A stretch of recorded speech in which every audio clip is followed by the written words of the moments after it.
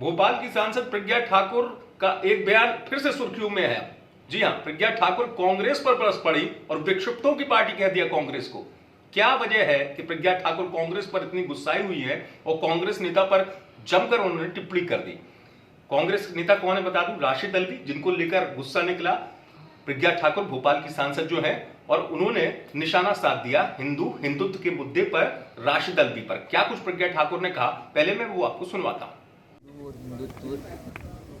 उल्लुओं की कमी नहीं है गालिब, एक ढूंढो हजार मिलते हैं। ये कांग्रेस का हाल है। उनके नेता बने घूम रहे हैं, कभी अपने को मुस्लिम की संतान है, हिंदुत्व को ढूंढ रहे हैं, हिंदू बने घूम रहे हैं, मंदिर मंदिर जा कर के अपनी प्रामाणिकता को स्थापित करना चाहते हैं। मुझे लगता है ये नाटक करने की जरूरत नहीं है। देश की जनता बहुत अच्छे से समझती है, जो अपना नहीं हुआ वो किसी का नहीं हो सकता। इसलिए इस खानदान की तो ये आदत रही है कि मिक्सचर है, चलता रहता है, परंतु देश में एक शुद्ध विचारधारा, राष्ट्रीय विचारधारा जो सनातन धर्म की है वो निरंतर चलती है। राष्ट्रीय विचारधारा से हम कभी भी ऐसी विधर्मी विचारधारा का हो ही नहीं सकता। और कांग्रेस की विचारधारा तो आतंकवादियों को संरक्षण देने की है। इसके कई उदाहरण हैं। सोनिया गांधी कई बार आतंकियों के मरने पर रोई हैं, और इसलिए और भी जो आतंकवादी गए हैं उनके घर ये रुपए की थैली लेकर के भेंट करने गए हैं कांग्रेसी। और अभी इसने जो कहा है,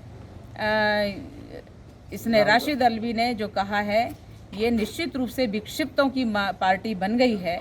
और मुझे लगता है कि हिंदुत्व और हिंदू और भगवा सनातन धर्म ये सब इनकी समझ से परे हैं, क्योंकि ये लोग इन संस्कारों में ना तो संस्कारित हुए हैं और ना कभी ये पले बढ़े हैं। ये इनको समझ ही नहीं सकते हैं। प्रभु राम जी को ये नहीं समझ सकते, हमारे सनातन धर्म को नहीं समझ सकते, ये हमारी सनातन संस्कृति को क्या समझेंगे। इसलिए इनको प्रभु क्षमा करेंगे। हम लोग हिंदू जो हैं वो कभी भी इनको क्षमा नहीं करेंगे, क्योंकि प्रभु राम जी तो क्षमा करते हैं पर हनुमान जी क्षमा नहीं करते। तो हनुमान जी के रूप में ये हमारा हिंदुत्व अभी कार्य कर रहा है और निश्चित रूप से करेगा, और इन लोगों को दंड दिलवाएगा। और जो भी होगा, प्रकृति भी दंड देती है। किसी भी धर्म के लिए कभी भी कोई कुठाराघात करता है तो मुझे लगता है उससे बड़ा पापी दोषी कोई नहीं है, और इन विधर्मियों को निश्चित रूप से दंड मिलेगा। हम कानून के अंतर्गत इनको दंड दिलवाने का पूरा प्रयास करेंगे। उनके बताने से नहीं, उनकी वंशावली निकाल लीजिए, डीएनए करवा लीजिए। वंशावली उनकी गड़बड़ है, और मुझे लगता है कि उसी संस्कार में, ये कुसंस्कार में पले हुए संतानें अब कभी यूपी में, कभी जहाँ चुनाव होते हैं वहाँ माला डाल करके और मंदिर में धोती पहन के। सुना आपने, प्रज्ञा ठाकुर सीधे निशाने पर ले रही है राशिद अल्वी को। उनका कहना है कि कांग्रेस के नेताओं को हिंदुत्व भगवा की समझ नहीं है, ये समझ से परे है। कानून के तहत कोशिश होगी कि ऐसे नेताओं को दंड मिले। क्यों विवाद ये शुरू हुआ? दरअसल पहले तो सलमान खुर्शीद की पुस्तक को लेकर जिस तरीके से बीजेपी हमलावर है, हाल में संभल में कांग्रेस के जो नेता है राशिद अल्वी ने मंच से कहा, उनका कहना यह था कि जो जय श्री राम का नारा लगाने वाले लोग हैं कई, वो इस तरीके के कई लोग हैं जो लोगों को गुमराह करते हैं। इस दौर में तो ऐसे भी लोग जो हैं बिना नहाए जय श्री राम के नारे लगाते हैं।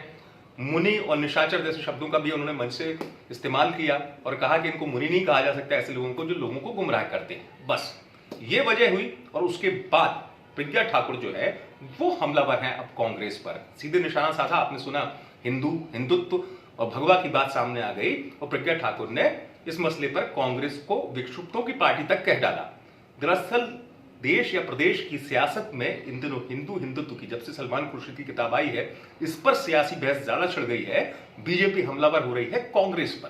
कांग्रेस को कह रही है कि हिंदुत्व की समझ से परे है कांग्रेस पार्टी। अब चूंकि राशिद अल्वी ने यह बयान जिस तरीके से दिया, उसके बाद प्रज्ञा ठाकुर जो है, जो हमेशा अपने बयानों की वजह से सुर्खियों में भी रहती हैं, उनका ये बयान सामने आया जिसमें पार्टी को लेकर उन्होंने ये बड़ी बात कही है।